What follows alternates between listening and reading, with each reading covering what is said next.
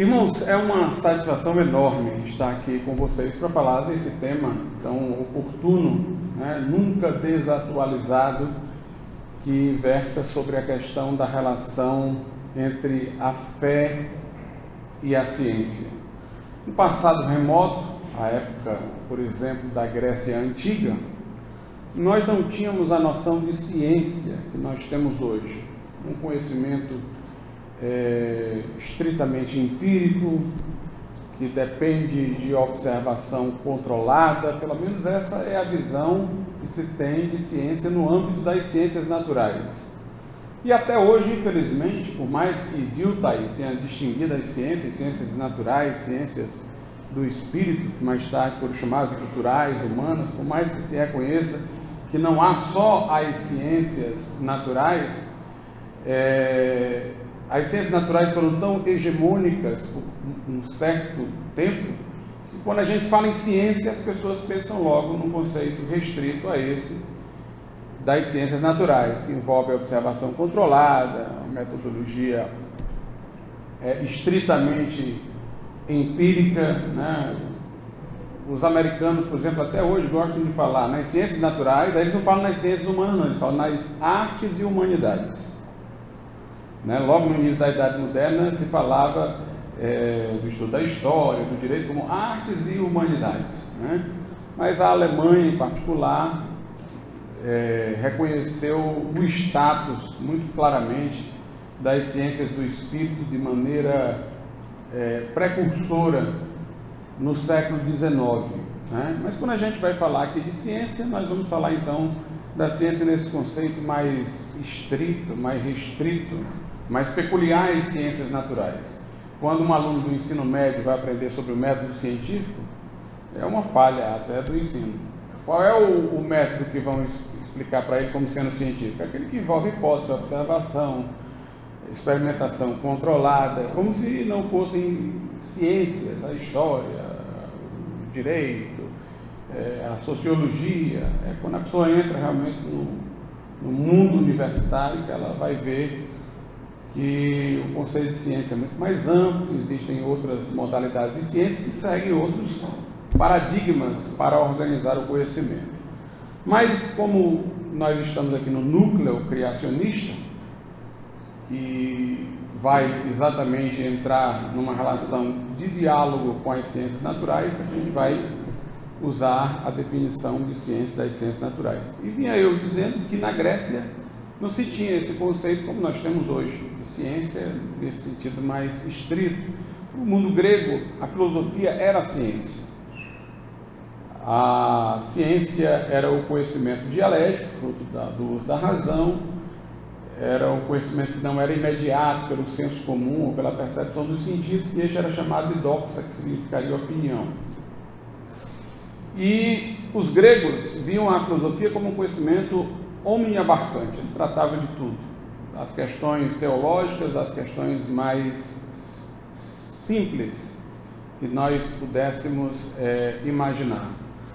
Há no homem um senso divinitatis, um senso de divindade, uma intuição da existência de Deus. Romanos 1, versículo 19, diz: o que de Deus se pode conhecer, neles, nos homens, se manifestou, porque Deus os fez conhecer.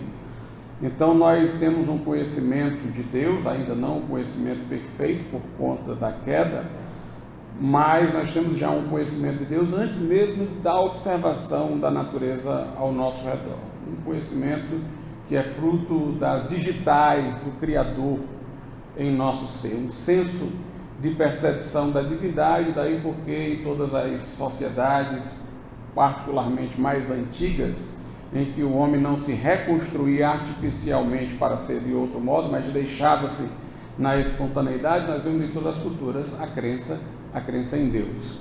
Mas obviamente, por estar o homem nessa situação apóstata, por conta da queda, ele vai divinizar a criatura antes que ao Criador.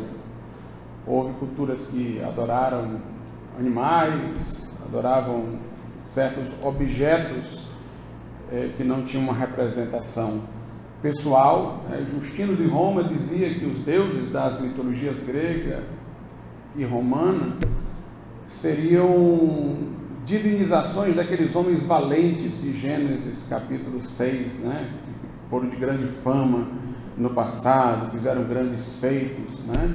Que nasceram depois que os filhos de Deus tiveram entrado as filhas dos homens e tal. Ele dizia, olha, Hércules, essas grandes figuras lendárias vieram dos grandes feitos desses homens. Por isso que essas mitologias, elas são comuns a várias culturas, né? Fruto de uma transmissão oral do que esses homens fizeram e de um processo de endeusamento deles, né?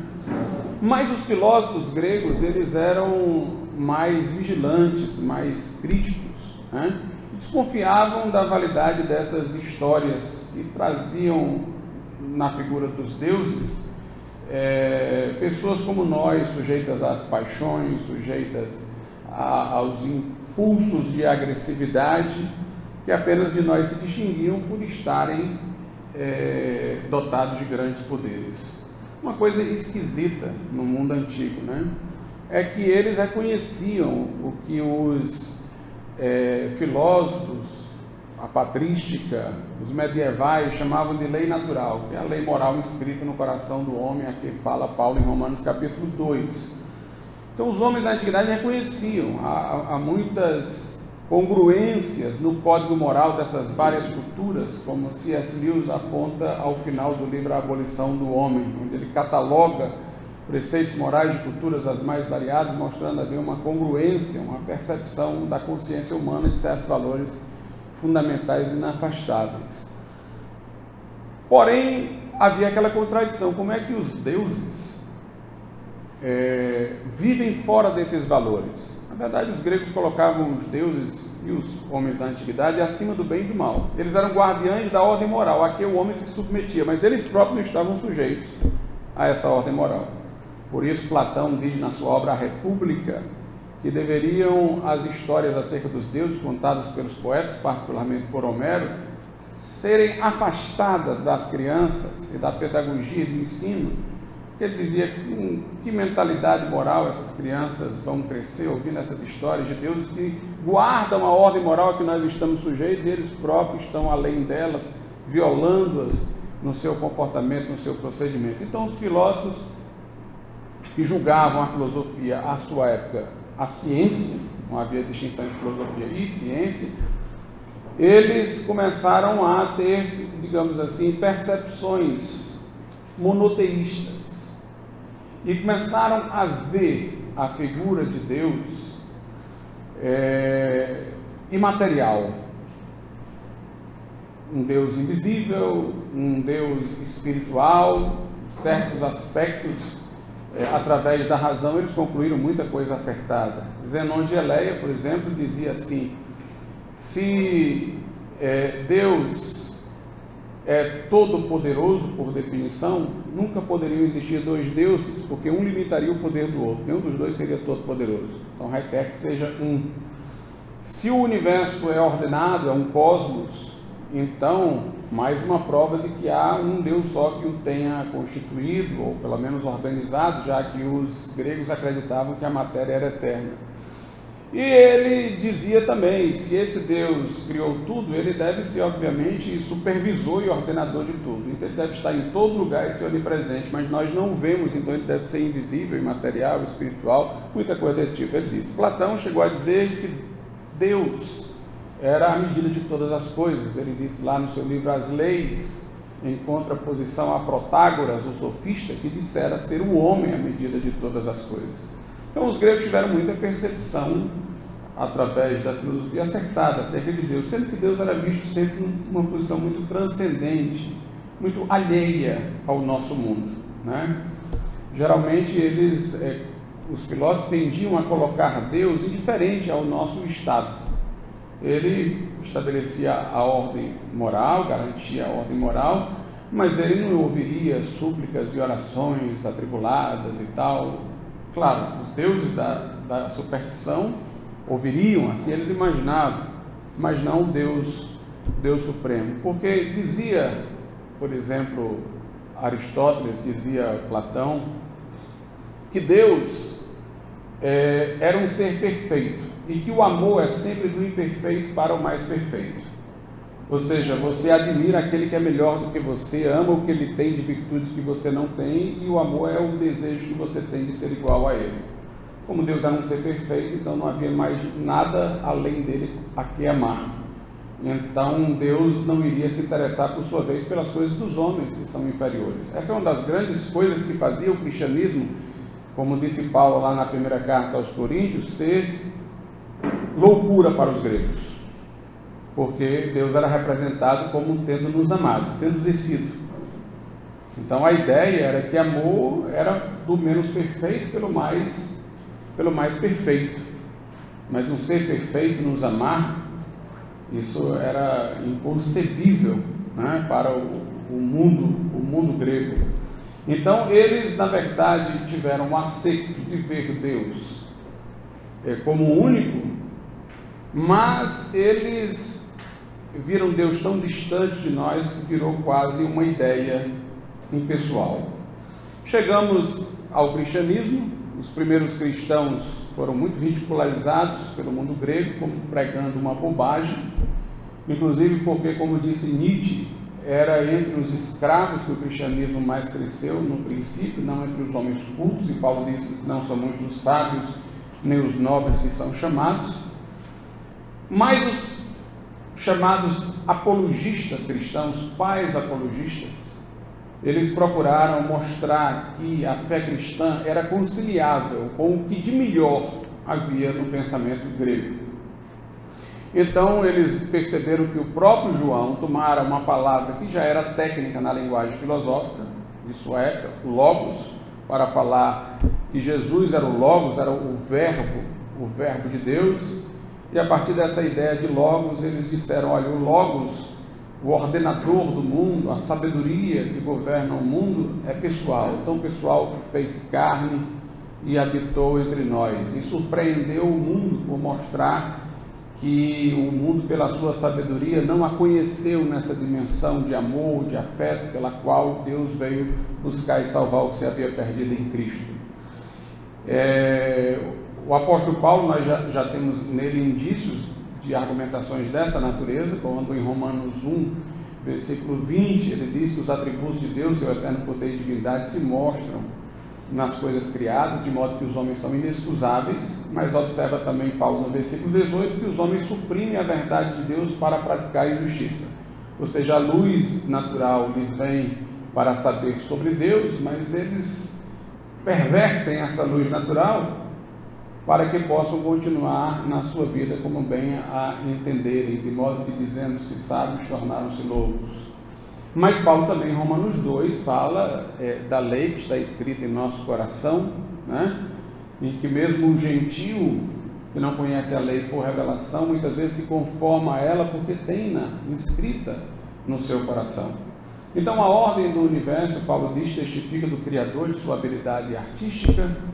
A lei no nosso coração mostra haver um legislador. Se ao infringi-la sentirmos culpa, isso vai fazer nos perceber que há um juiz, porque se somos culpados diante de alguém, e nem sempre nós ferimos alguém quando nós nos sentimos culpados. Às vezes é o que aconteceu só no plano de foro íntimo do nosso coração.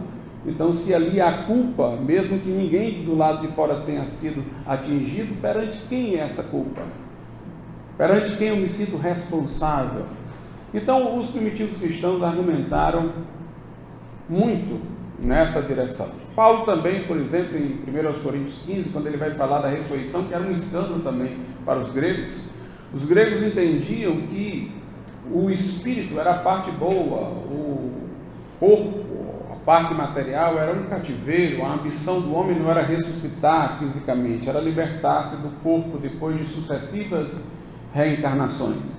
O apóstolo Paulo, quando vai pregar em Atenas e fala sobre a ressurreição, né, ele é objeto de inúmeras críticas dos atenienses, mas na primeira carta aos Coríntios, no capítulo de número 15, ele mostra que está na ordem da natureza a ressurreição, né?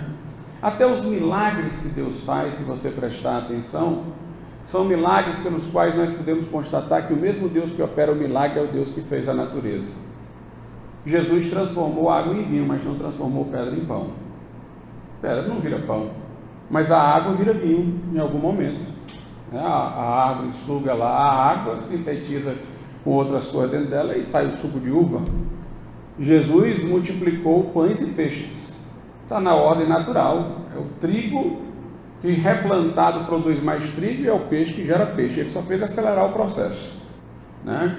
Até os milagres que Jesus fez, que pareciam, a C.S. Lewis quem diz, que pareciam não estar dentro de uma aceleração da ordem da natureza, por exemplo, andar sobre as águas, na verdade eram milagres condizentes com a natureza, não com esta, mas com a natureza dos novos céus e nova terra.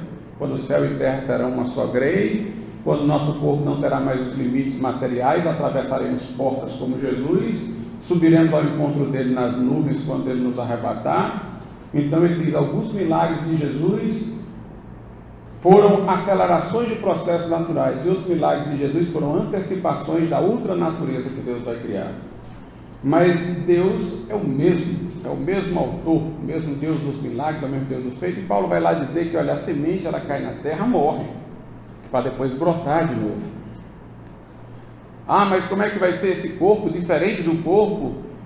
Aí Paulo diz, assim como os astros têm várias grandezas, também existe corpo em várias grandezas.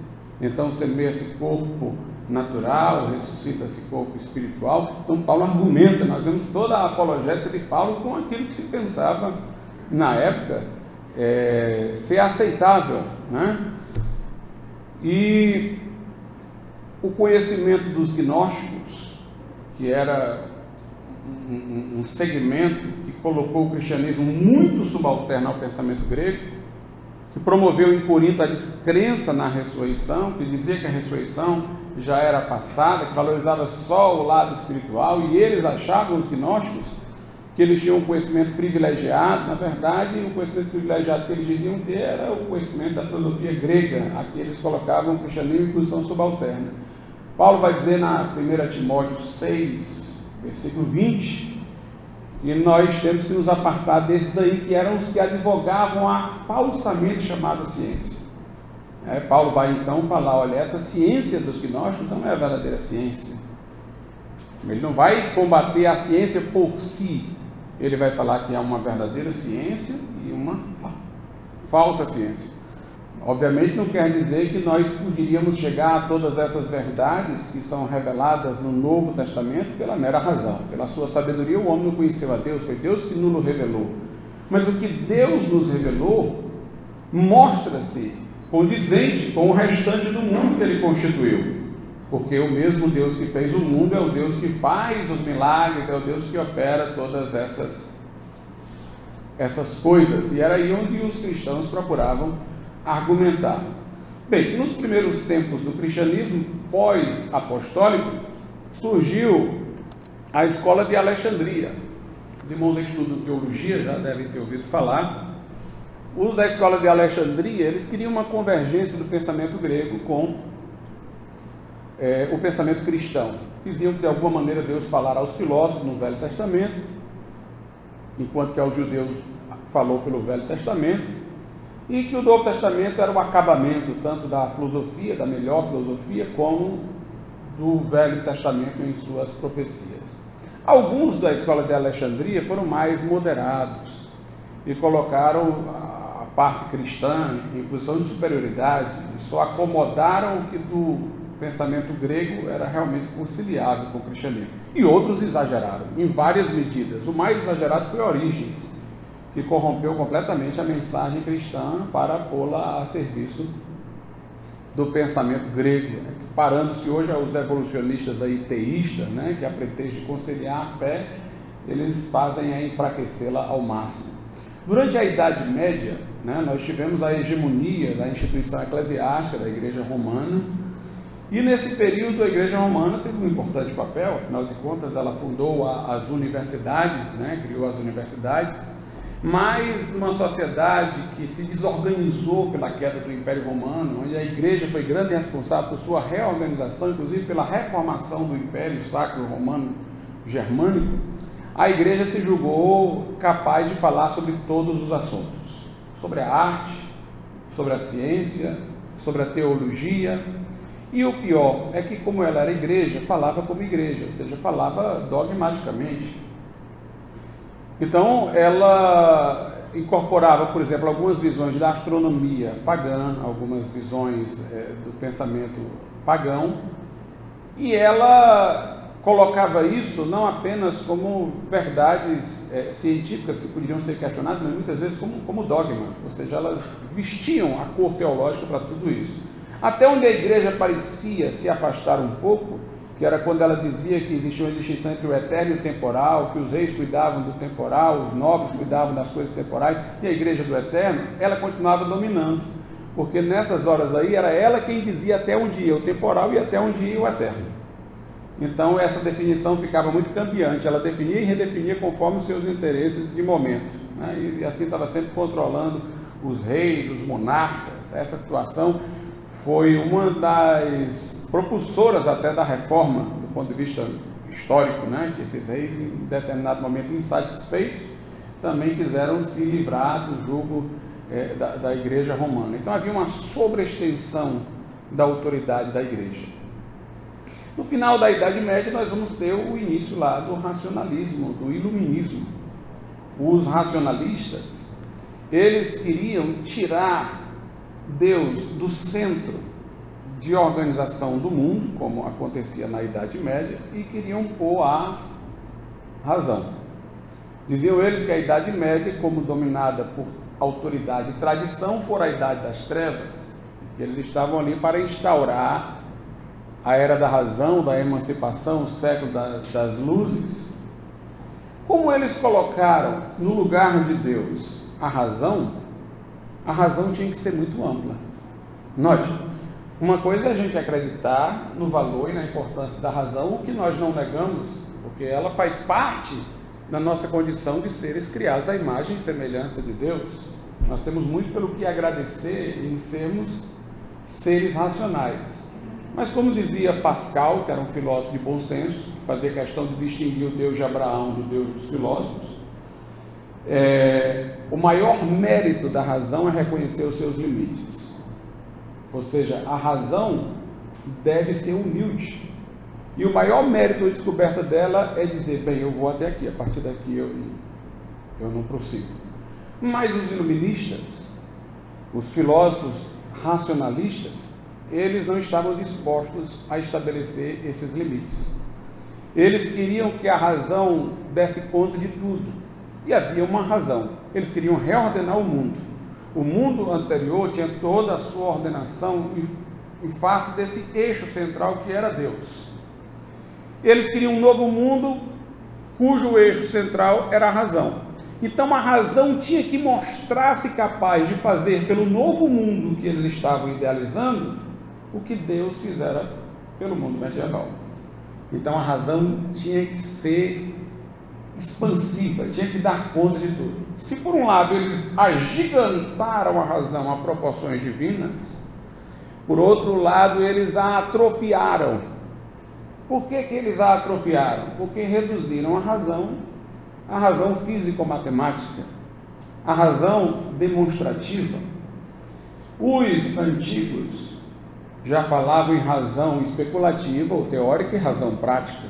A razão especulativa teórica vai para aquelas coisas que podem ser descritas, a razão prática para as coisas que devem ser prescritas. A razão prática trata de questões éticas. Perelman, que é um retórico do nosso tempo, que resgata o pensamento esquecido que dominou a idade antiga e medieval, ele diz, olha, existem dois tipos de conhecimento: o conhecimento demonstrativo e o conhecimento persuasivo. Então existem duas formas, no mínimo, de a racionalidade se expressar: a racionalidade que demonstra e a racionalidade que persuade. Então, por exemplo, no meu âmbito, no direito, eu não faço demonstrações, mas eu posso persuadir que uma determinada interpretação da lei é melhor do que outra, que há argumentos mais plausíveis para um crime ter acontecido de uma maneira ou de outra, a partir dos indícios que se coletou. Um historiador não entra numa máquina do tempo e vai observar empiricamente o que aconteceu no passado, mas a partir dos rastros deixados e de seu poder imaginativo e seu conhecimento da natureza humana, com o que ele tem, ele começa a reconstruir uma história passada. Ele pode até se equivocar, mas há critérios a partir dos indícios para eu saber se uma narrativa é mais plausível do que a outra. Então esse é um conhecimento persuasivo. Agora o conhecimento matemático é demonstrativo, o conhecimento empírico é demonstrativo, né? Então o que foi que fizeram ali no início da Idade Moderna?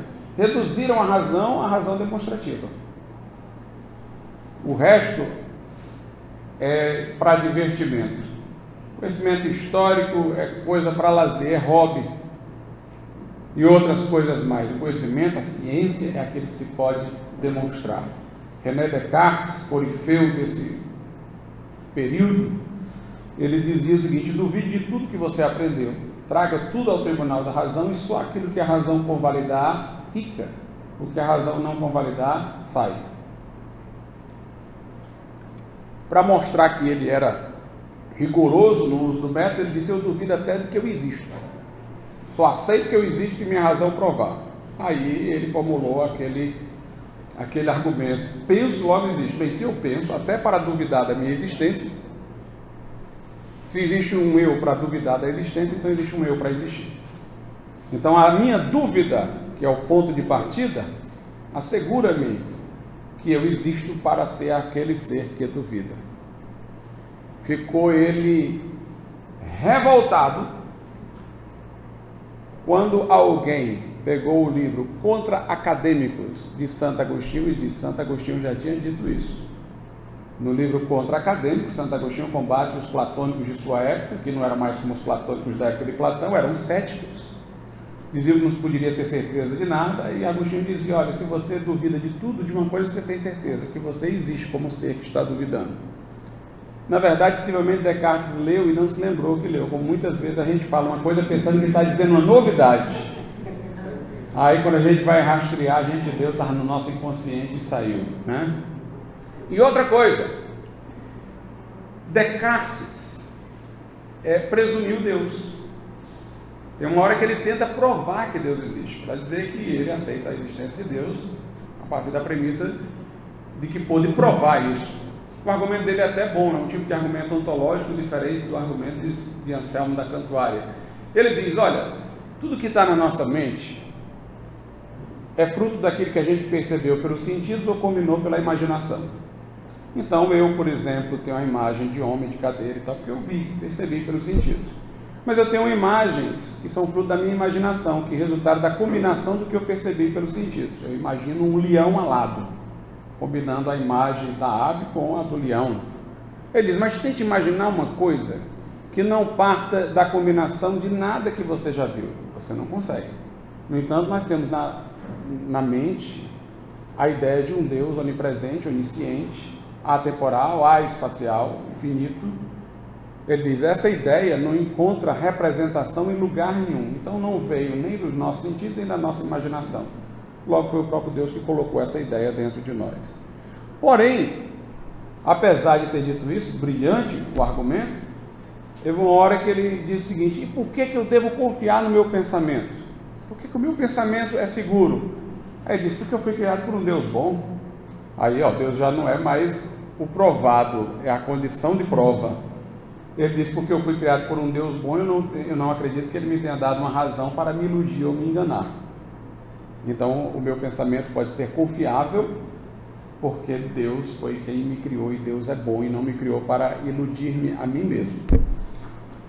Então a gente vê que no final das contas Deus estava ainda na premissa. Mas o Deus ainda mantido pelos iluministas, alguns eram ateus, mas muitos ainda acreditavam em Deus, era o Deus do deísmo.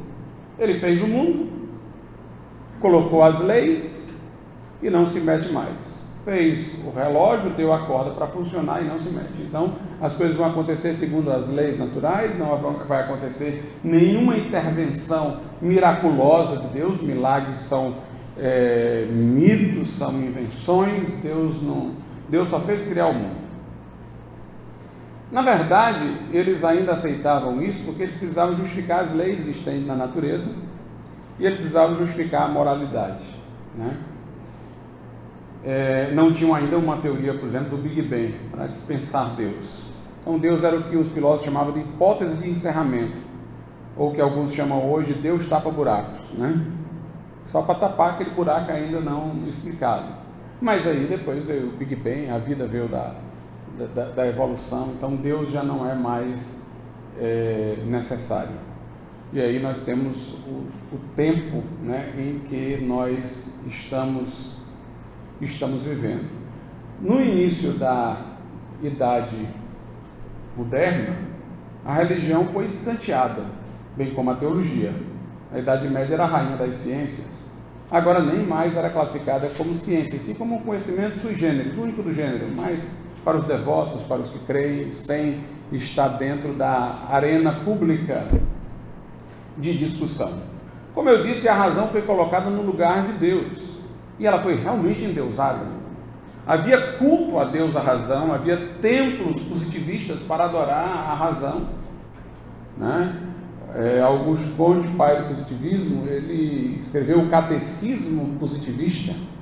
Tinha uma escatologia, o mundo tem 3 fases: o estado teológico, em que se acredita em Deus e explica-se tudo a partir de Deus; o estado metafísico, em que se explica as coisas por categorias abstratas, como sendo a alma, um contrato social; e finalmente o estado positivo, em que nosso pensamento vai ser inteiramente factual, né? Quer dizer, a gente vê que eles negavam Deus, negavam a religião, mas falavam com a linguagem religiosa.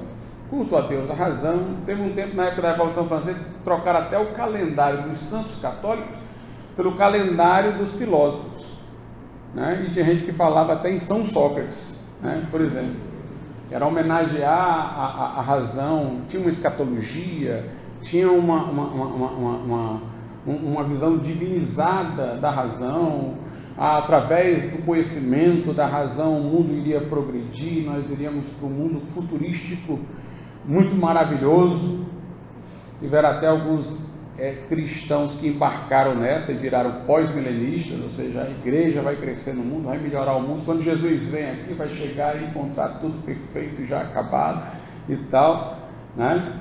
Existe um pós-milenismo reformado, que não tem essa orientação, mas nesse momento histórico, o pós-milenismo que muito cresceu foi um pós-milenismo secularizado, uma versão de rendição, né, do cristianismo à ciência. Ele encampava o otimismo científico. Foram necessárias as 2 guerras mundiais para se ver que a ciência pode também destruir, servir a armamentos bélicos, ser uma ameaça, um perigo. E aí, depois desse momento, houve uma descrença na razão. Hoje em dia, nós vivemos na época da pós-modernidade, do irracionalismo e tal, mas isso mais nas ciências humanas. As ciências naturais ainda está esse racionalismo muito forte, muito dominante, principalmente com esses neo-ateístas que surgiram aí, entre eles Richard Dawkins, que vai para esse tempo. Inclusive, alguns o criticam, não da perspectiva teológica, alguns o criticam da perspectiva pós-moderna, que ele mostra-se muito confiante na ciência, né? Porque os pós-modernos, mais fortes no âmbito das ciências humanas, não acreditam que se possa saber mais de verdade de nada, que tudo é construído e tudo é uma desarrumação só, né? Mas voltemos. Então, a ciência que vem com o racionalismo, né? Confluência da tradição matemática, que pode ter como representante René Descartes, e de uma tradição empiricista que vem de Francis Bacon, com a herança de Galileu Galilei. Então elas confluem e o conhecimento passa a ser só o conhecimento demonstrativo, de leis de causa e efeito na natureza, e a representação dessas leis de causa e efeito de um ponto de vista quantitativo, matemático. Você identifica quanto de alguma coisa tem que existir para gerar tanto de resultado. O homem começa a olhar para o mundo só procurando essas relações causais e essas proporções e constantes matemáticas. Nesse momento aí surge o cientificismo. A ciência vira uma religião e o cientista vira um sacerdote. Na verdade, quem imagina que este movimento cientificista é um desafio à religiosidade está equivocado. Na verdade, é uma religião apóstata. É uma religião concorrente, com os seus dogmas, com os seus postulados, com as suas vigilâncias até. Hoje em dia a gente ouve assim, a pessoa dizer, a ciência diz, parece muito com o crente, está escrito, né? O crente diz, está escrito, irmão, na Bíblia, que é a sua base de autoridade comum para ele falar com o outro irmão. Aí o homem secular diz, a ciência diz. Ciência não diz nada, irmãos, eu nunca vi ciência falando. São cientistas que falam. E muitas das vezes esses cientistas não são nem um pouco científicos. Mas aí abstrai-se como se fosse uma entidade, uma instituição.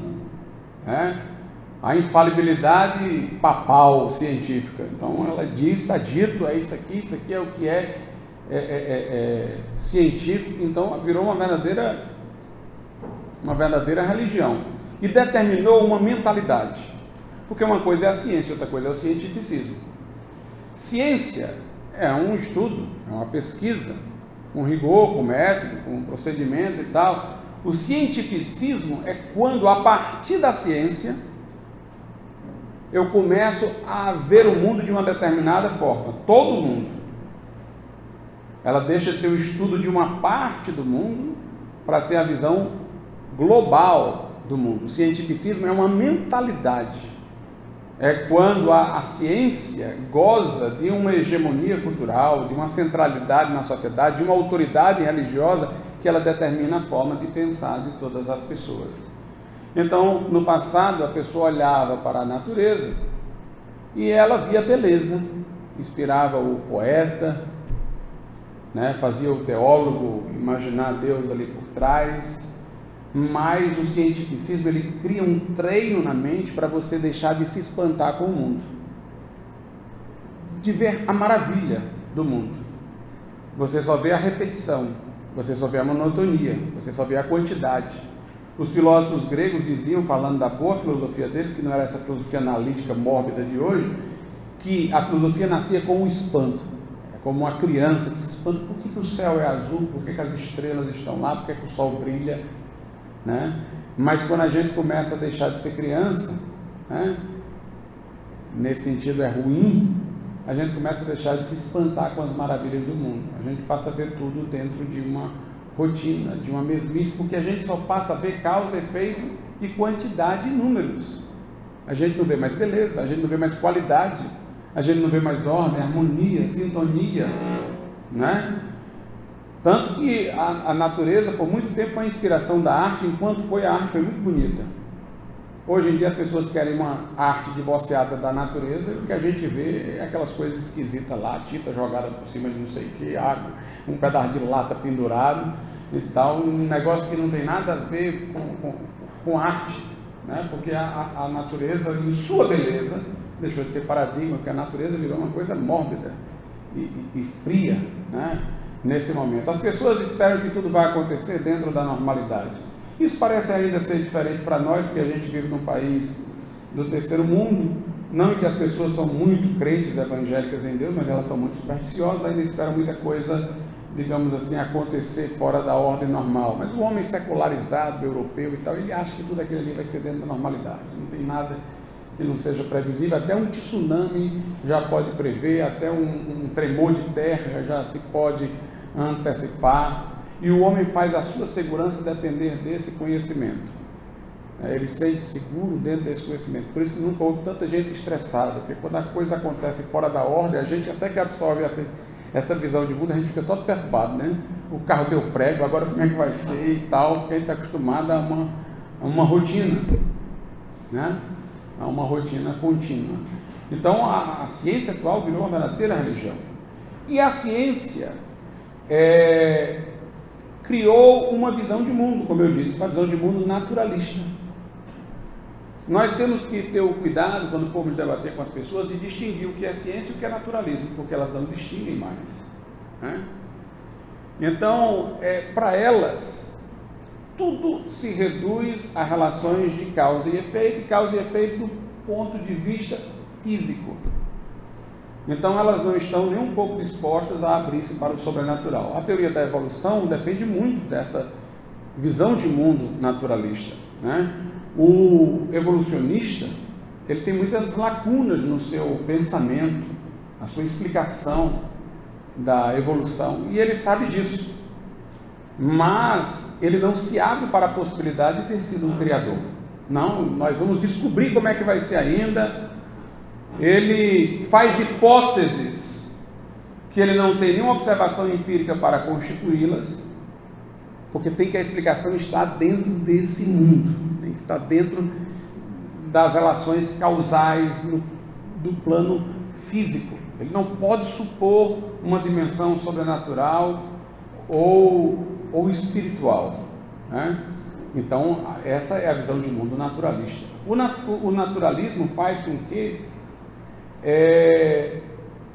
certas teorias dentro do projeto da evolução tenham variáveis, uma inclusive anulando a outra. O que não pode é não seguir esse paradigma do naturalismo. Então, por exemplo, nós temos Stephen Gould nos Estados Unidos. Ele é um herético do evolucionismo, mas é evolucionista. Por que ele é um herético? Porque o evolucionismo clássico, o neodarwinismo, ensina que por mutações lentas, né, a evolução, por tentativa e erro ao longo de milhões de anos, é que a evolução transcorre.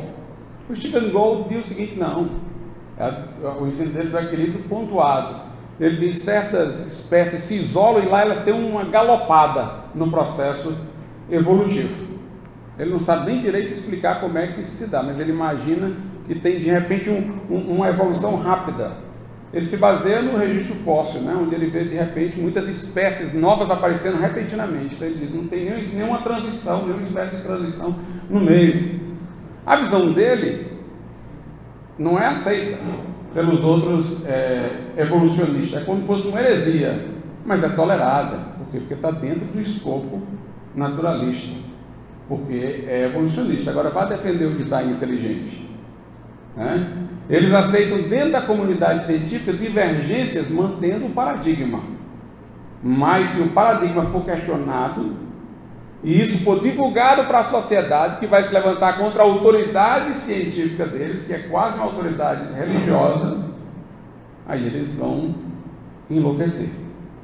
Por exemplo, eles colocam sondas no espaço para tentar determinar se há vida racional em outras partes do universo. Se eles descobrirem, isso vai ser bom para a teoria da evolução. O que eles vão dizer?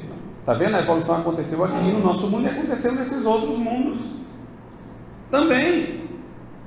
Mas ao mesmo tempo que eles colocam a sonda lá para ver se há alguma mensagem, alguma informação que indique constância de racionalidade, eles são contra fazer essa mesma pesquisa na informação genética para constatar que veio de uma mente inteligente. Está vendo? O mesmo modelo de pesquisa eles aceitam. Ou seja, o mesmo processo que o defensor do design inteligente usa para da informação genética concluir que tem uma mente inteligente que traçou aquela informação, é o mesmo tipo de procedimento que eles utilizam para saber se tem vida inteligente no espaço. Se ele quer descobrir vida inteligente no espaço, é para corroborar com a ideia da evolução. Descobrir na informação genética que há uma inteligência que a constituiu é para sair do paradigma da evolução. Então, o mesmo procedimento é aceito para uma coisa e negado para outra. Por quê? Porque ele é aceito onde conserva o paradigma. E ele é rejeitado onde desafia o paradigma. Então, são dois pesos e duas medidas. O evolucionista diz: não há milagres. Porque ele não quer que haja nenhum desafio à lei. Mas ele tem uma versão do milagre dele, é o acaso. O acaso não é lei. Então ele diz que a evolução surge do acaso e da lei. Certas constantes, junto com o acaso, numa série de tentativas e erros, produzirão a vida. Por que que ele não se opõe ao acaso? Porque para ele o acaso acontece ao lado da lei, sem criar uma exceção para ela. É como se fosse uma combinação de duas coisas. O milagre não. O milagre envolve uma suspensão ou um redirecionamento episódico da lei. Aí ele nega o milagre. Mas ele aceita o milagre no comecinho do Big Bang, porque na época em que havia aquela massa de energia, não estavam as leis em vigor ainda, as leis que conhecemos hoje. Então a primeira fração de segundo em que o Big Bang explodiu, ele explodiu sob outras condições e leis que não essa, que depois do Big Bang que passaram a vigorar. Então tem um milagre lá no começo. Quando a gente vai tentar explicar que o mundo não tem esses anos todos que eles dizem ter, que houve mudanças na atmosfera, nas condições, através, por exemplo, do dilúvio, a gente vai mostrar que não há um uniformitarismo, houve catástrofe que mudou singularmente a condição do mundo, eles não aceitam. Mas eles aceitam uma catástrofe para a extinção dos dinossauros repentina. Caiu um meteoro lá e pronto, morreu. Então você nota que na verdade eles aceitam as mesmas coisas que nós, mas desde que convalide a fé deles, porque é um dogma, é uma religião, e envolve autoridade, né? Envolve todo um investimento de forças. Se o evolucionista acreditasse tão verdadeiramente na evolução, por que ele não permite o debate? Por que ele não permite que se exponha na sala de aula aquilo que pode ser também um embaraço para a evolução? Porque tanto investimento em poder político, em manipulação de poder nas escolas, para evitar que seja dada alternativa ao design inteligente, ao criacionismo, porque na verdade o que eu estou dizendo é um conhecimento imposto por autoridade e que não quer ser desafiado, né? Não quer admitir as perguntas relevantes. E aqui nós temos que fazer uma distinção entre razão e racionalização. Nós aceitamos o valor da razão, mas na medida em que eles procuram raciocinar sempre para levar as conclusões ao lugar, entre aspas, certos, do politicamente correto deles, eles querem raciocinar para que a conclusão esteja dentro do esquema e não o desafio. Isso não é uso da razão, isso é uma racionalização. Ou seja, eles já têm os pontos de chegada que podem ser admitidos. Eles não aceitam ir para onde a pergunta os conduz. Eles só aceitam como resposta, uma resposta que possa estar dentro daquele paradigma. Para eles é inconcebível aceitar, portanto, a plausibilidade de um criador, de um ordenador do universo. A verdadeira ciência, ela não procura causas naturais para tudo. Ela procura causas lógicas, sejam elas naturais ou sobrenaturais. Quem está à procura de causas naturais já está definindo que tipo de causa pode estar ali. Nós procuramos causas lógicas. Essas causas lógicas podem ser naturais e pode ser sobrenatural, como no caso Deus, que criou o mundo a partir da sua palavra. Uma das coisas que mais desafia atualmente o paradigma naturalista é o descobrimento da estrutura do DNA, da informação genética. Quantos? 10? Onde há informação, presume-se inteligência. Isso vale para tudo. Se eu encontrar, por exemplo, uma flecha enterrada, eu não vou dizer essa flecha aqui foi isso aqui que se encontrou com isso aqui, não, algum ser humano fez isso aqui. Né? Eu vou supor que aquilo ali tem uma origem inteligente. E por que em relação ao mundo eu não posso raciocinar da mesma maneira? Onde tem informação, tem inteligência. Não há nenhum mecanismo conhecido que crie informação nova. Nenhum. Nós só conhecemos um mecanismo que causa informação nova, é a inteligência. Aí os evolucionistas dizem, isso é muito burro, esse pessoal aí que nega a evolução. Uma bactéria, quando ela se torna resistente a antibiótico, ela sofreu uma mutação, ela evoluiu, agora ela é mais resistente, tem mais condições de sobreviver. Bem, ela na verdade perdeu informação. Ela perdeu a informação pela qual ela metabolizava o antibiótico, que a destruía. Aquela bactéria que ganhou resistência, ela perdeu a informação que metaboliza. Por sorte, deu certo para ela, mas ela não ganhou a informação, ela perdeu. É igual o computador da gente, cheio de programa, o negócio não sai do canto bem devagarzinho, alguém chega, pai, tira esse programa aqui que é muito pesado, aí começa a funcionar bem. Passou a funcionar bem, deu certo. Mas ganhou a informação? Não, perdeu a informação. É o radinho lá que não está prestando, você dá uma batida nele, aí pegou, porque um fio estava solto, encostou no outro, voltou a funcionar. Mas quem é que espera dar batida até que o rádio vire uma televisão? Então, na verdade, o que a gente vê é perda de informação. Nenhum mecanismo para aumentar a informação nós conhecemos que não. A inteligência. Tem um documentário australiano de criacionistas, até a chamada da meia-noite, acho que ainda vende esse documentário, que faz uma entrevista com o Richard Dawkins. Aí o entrevistador pergunta, ele não sabe, né, que aquelas pessoas que estão entrevistando são criacionistas, ele pensa que são alunos e tal. Eles não se identificam, né? Ele pergunta, olha, me dê uma prova de que houve evolução. Aí ele vai dando aquelas mutações, né, da microevolução adaptativa, um bico ficou maior, menor, para sobreviver uma variação que tinha um bico maior, menor e tal. Tentilhões, né?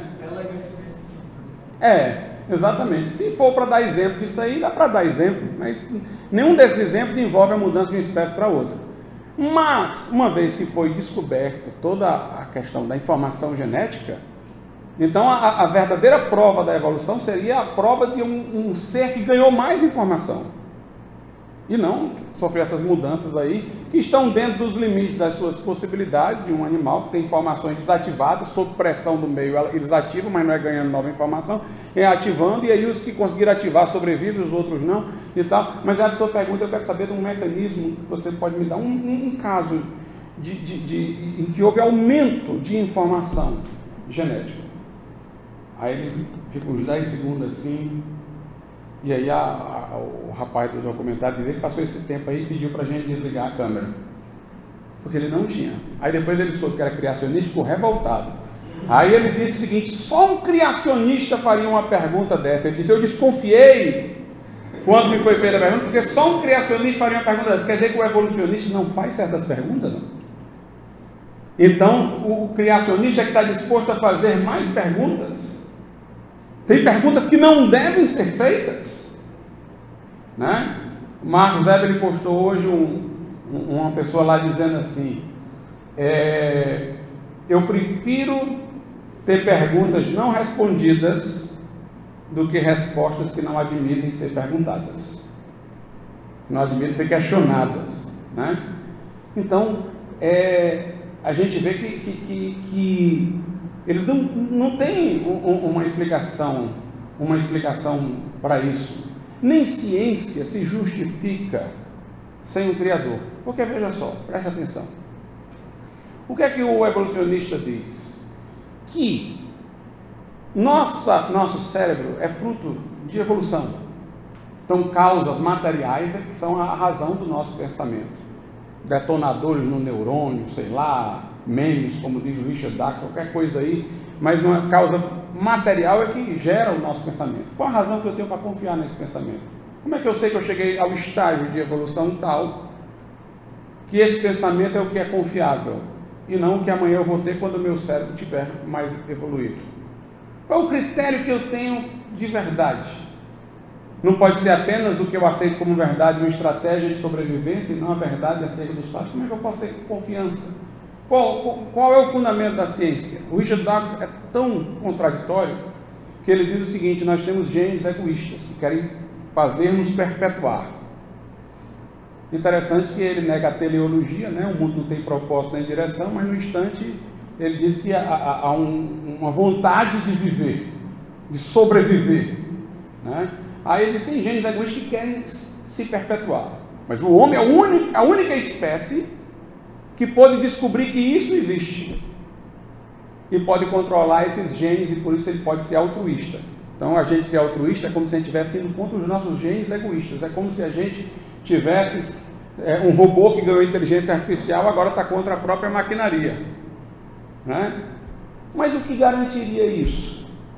E se, na verdade, o gene egoísta estivesse levando o evolucionista a dizer isso, porque o evolucionista ia dizer isso, fazer todo mundo ficar altruísta, enquanto ele continuava egoísta, os outros ajudando uns aos outros e ele procurando só prosperar, estava se dando bem. Quem é que sabe que não é o gene egoísta que está levando estrategicamente, hipocritamente, a isso daí por alguma outra razão?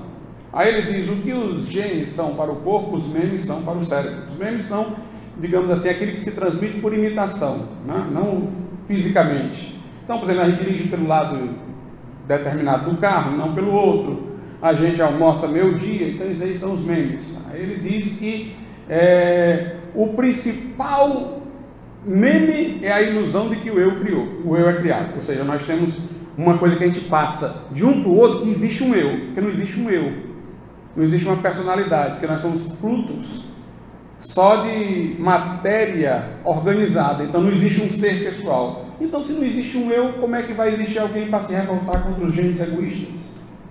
Se o eu é uma ilusão dos memes, então não existe um eu, o eu é uma ilusão, então que eu é esse que se levanta contra os genes para ser altruísta? A moral dele vai por água abaixo.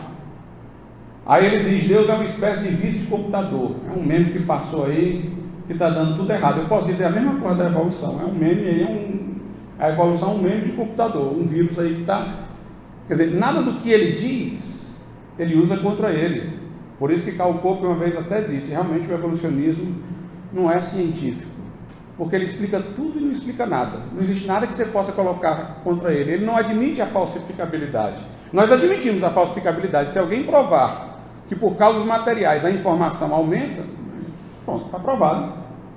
Agora, de que maneira você vai provar o evolucionista? Ele não admite prova nenhuma, não é falsificável a teoria dele. O Chomsky, por exemplo, que defende que há uma gramática universal, uma estrutura mental que nos leva aos idiomas, à linguagem, ele é evolucionista, mas ele diz: nenhum mecanismo da evolução ainda me foi convincente para explicar como é que se forma essa gramática universal, que está íncita ao cérebro humano, com sujeito, predicado, proposição, inferência, argumento e tal, que está universalmente em todos os seres humanos. Então, ele admite o problema. Onde é que a ciência hoje tem mais evoluído? É na área em que ela, sem admitir explicitamente, presume o design inteligente. Vai estudar a informação, aí fala em bibliotecas, tradução no DNA, fala em engenharia genética, ou seja, é exatamente onde ela está presumindo inteligência, embora sem admitir, que ela está fazendo descobertas interessantes. Então, nós temos provas de que há um criador, um desenhista, por abdução. A abdução, segundo Charles Peirce, da pragmática, é o argumento em que nós temos um quadro e procuramos a melhor hipótese para explicá-lo. Ou seja, nós não temos melhor hipótese para explicar a informação, a organização das coisas por informação do que uma inteligência. É a única causa que nós conhecemos para informação e para aumento de informação. É a inteligência. Então, é a melhor explicação a um Deus que criou e construiu todas as coisas. Então, a ciência não deveria ser adversária da fé. A ciência deveria, inclusive, chegar até lá e dizer: Deus está aqui. Agora, daqui para lá, nós não temos competência. Os teólogos sigam adiante, Como a Bíblia é diferente da ciência de hoje, né? Hebreus capítulo 11 diz que pela fé nós cremos que Deus, pela sua palavra, criou os mundos. Para a Bíblia, a existência de Deus é inquestionável, não precisa de prova não. Gênesis 1, no princípio, criou Deus. A ideia de Deus está em nós, é o senso divinitatis, né? A Bíblia presume Deus. Deus eu não preciso provar, Deus é evidente em tudo. Inclusive, a ideia do design inteligente não é para o Deus tapa buraco, não. Aí não quer um Deus para criar, não. Todo o sistema da criação contínua, que depende de informação, presume um Deus que não apenas criou, mas sustenta todas as coisas pela palavra do seu poder. Então, nós entendemos que Deus é o Criador e que isso todo homem deve saber. Se não sabe, é culpado de não saber. Agora, como ele fez o mundo? Aí nós acreditamos que é pela fé, que eu vou aceitar. Ele criou o mundo pela sua palavra. A Bíblia diz, eu não estava lá, não tenho como saber, mas eu tenho uma revelação divina. Como é que o homem de hoje diz? O homem diz, como o mundo foi feito? Isso é uma certeza, foi Big Bang e evolução. Se foi Deus, aí é você que aposta. Mas para a Bíblia é o contrário. Para a Bíblia, que foi Deus é uma certeza. Como ele fez é que eu não poderia nunca saber se a Bíblia Sagrada não me dissesse. E vamos ter muito cuidado com a questão dos âmbitos separados. Só para terminar, estou terminando aqui. O Stephen Gould diz, dá para conviver religião, fé e ciência. Ele até procura, digamos assim, dar um queixo na gente falando religiosamente. Ele diz, olha, a ciência estuda. É bonito o que ele diz, mas o motivo não é bom, né? Ele diz, a ciência estuda os séculos da rocha, e a religião estuda a rocha dos séculos. Então são dois âmbitos diferentes. A gente não quer é que crente venha se meter aqui com a questão daquilo que é do âmbito da ciência. Mas não se enganem não, quando ele divide em dois âmbitos, tem o âmbito regente e o dominado. O regente é a evolução, o dominado é a fé. É como se ele dissesse mais ou menos o seguinte, o que a ciência descobre é uma realidade. O que você crê é subjetivo, não é objetivo. Você crê porque gosta de crer. Então isso aí é uma ilusão que temporariamente nós vamos suportar. Se você começar a dizer que o que você crê subjetivamente é válido objetivamente, nós vamos nos opor. Vamos dizer que você está invadindo a área da ciência. Então, cuidado com esse discurso aí dos âmbitos, né? Tem um movimento aqui no Brasil evangélico que segue essa postura aí dos âmbitos e não é legal não. É para colocar uma posição a fé de subordinação, né? ao evolucionismo. É como quem diz, fique com a sua fé para a vida privada. Não traga ela para a arena pública, não traga ela para o conhecimento, mas nós não teríamos sequer ciência moderna se nós não tivéssemos partido da crença de um Deus que fez os céus e a terra. Lá no Oriente não se desenvolveu a ciência, porque quando não criou em vários deuses que se degladiavam, criando desordem no mundo e não permitindo com isso uma visão do mundo com regularidades que a ciência pudesse descobrir, e ao mesmo tempo, noutra parte do Oriente, existia o panteísmo, Deus se confundia com a natureza, ninguém investigava a natureza porque era sacrilégio. Foi dentro do Ocidente, onde se postulou que Deus criou o mundo e é racional. E esse mundo foi criado para a tutoria do homem, que o homem se sente à vontade de investigá-lo e encontrar com a sua razão coincidência com a razão divina que o constituiu. Seria muita coincidência o mundo ter evoluído, ter seguido um processo aleatório e chegado onde está, e nós seres humanos também, para chegar onde está, e exatamente nesse momento coincide as estruturas do mundo com as estruturas da nossa racionalidade. A congruência do mundo com a nossa razão é um grande mistério a ser explicado. Einstein dizia isso. Ele dizia, o que me espanta ainda é isso, é que como é que dá certo a nossa mente com o mundo, nossas maneiras de pensar, quando colocadas para enxergar o mundo, descobrem as suas leis.